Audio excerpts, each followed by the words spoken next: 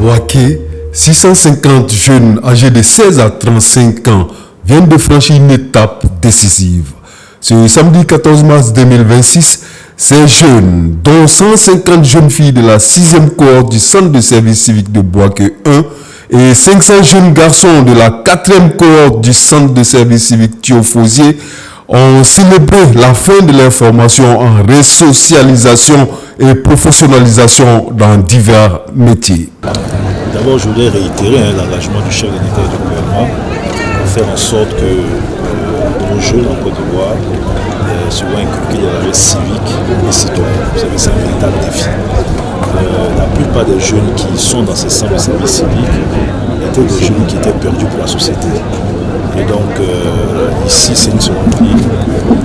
C'est l'école de la deuxième chance, puisque ces jeunes ont eu une nouvelle opportunité d'apprendre un métier, apprendre à se comporter. Et bien évidemment, après leur formation au centre, ils continuent d'être suivis par nos services, notamment par l'agence emploi jeune, dans leur parcours d'insertion.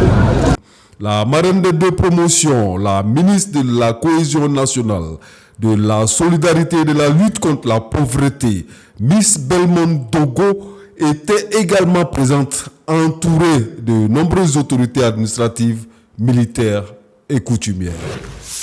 Ce soir, nous vous emmenons à la découverte des célébrations de la Nuit du Destin, un moment de spiritualité et de générosité qui résonne dans toute la ville de Bouaké.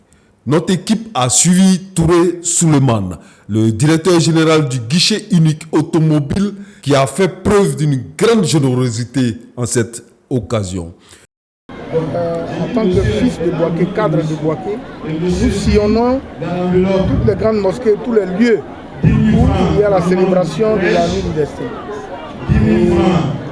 L'objectif de cette tournée, c'est vraiment pour faire la preuve de la générosité telle que souhaitée par le président de la République et telle que souhaitée par le ministre Amadou notre guide à Bouaké. Dans la nuit de dimanche à lundi, Touré Souleymane a parcouru plusieurs lieux de culte à travers la ville. À chaque étape, il a apporté son soutien aux organisateurs de la cérémonie de la Nuit du Destin, distribuant des dons en nature et en numéraire. Nous sommes au départ, on va aller dans plusieurs mosquées ce soir pour essayer d'exprimer la générosité aux différents comités d'organisation, aux imams, aux guides religieux.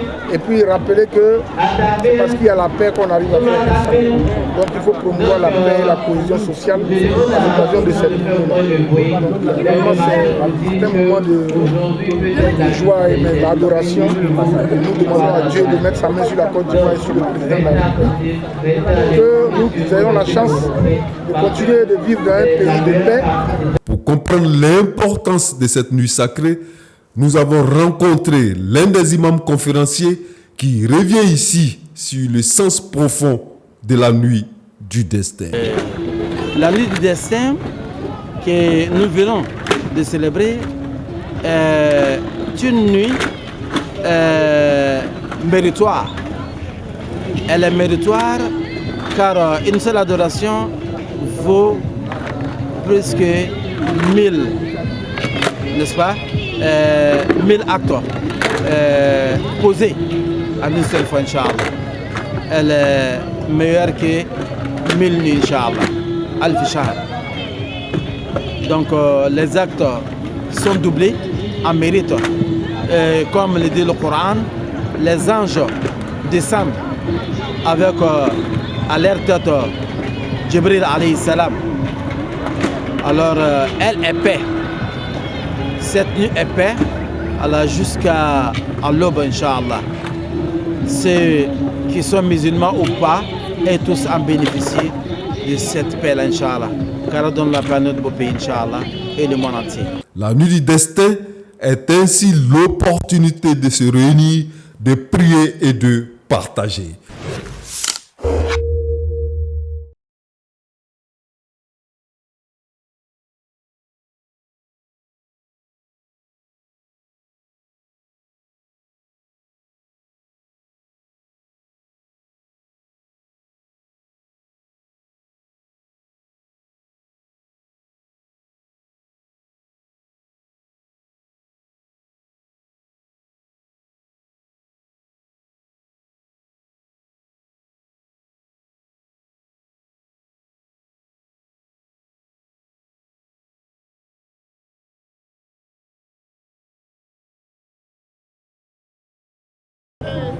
Aujourd'hui, l'ONG est venue encore à Bouaké une fois de plus. Comme on le dit, comme l'ONG, son nom l'indique, c'est l'entraide et le partage.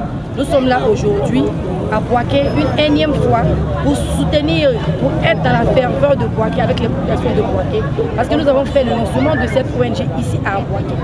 Et nous sommes revenus pendant ces 10 dernières nuits de Ramadan à Bouaké une énième fois avec des kits alimentaires. On était déjà là en début de mois de Ramadan avec des vivres alimentaires, des pâtes alimentaires, le riz, le sucre qu'on a partagé à la population de Bouaké, à quelques familles de Bouaké. Et nous sommes revenus encore pendant ces 10 dernières nuits pour faire des dons en kit, mais cette fois-ci, pas dans les mosquées, dans les rues de Bouaké, pour être avec la population de Bouaké, pour prendre la chaleur de Bouaké, parce que nous sommes reconnaissants de Bouaké. Et aujourd'hui, ça s'est très bien passé.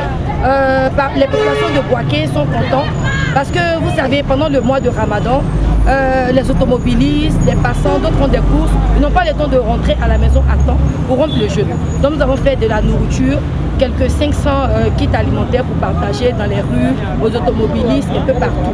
Et en retour, nous avons demandé à ces personnes, pendant ce mois béni de Ramadan, nous dirons à la fin de ce Ramadan que les bénédictions sont vraiment doublées pendant ces 10 dernières nuits. Donc nous avons demandé à cette population de Bouaké de prier pour la Côte d'Ivoire, pour le président de la République, pour son épouse Dominique Ouattara et ainsi pour la population de Bouaké et les autorités de Bouaké.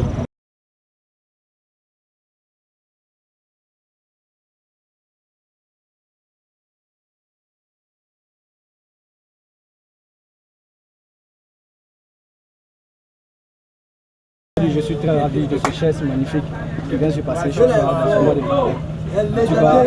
Nous vous remercions beaucoup pour ce magnifique geste qui se passe dans ce mois de Carême. Que Dieu bénisse cette magnifique association, cette ONG qui est là pour nous dans ce mois de Carême. C'est cérémonie. Que Dieu bénisse l'ONG, que Dieu bénisse la Côte d'Ivoire.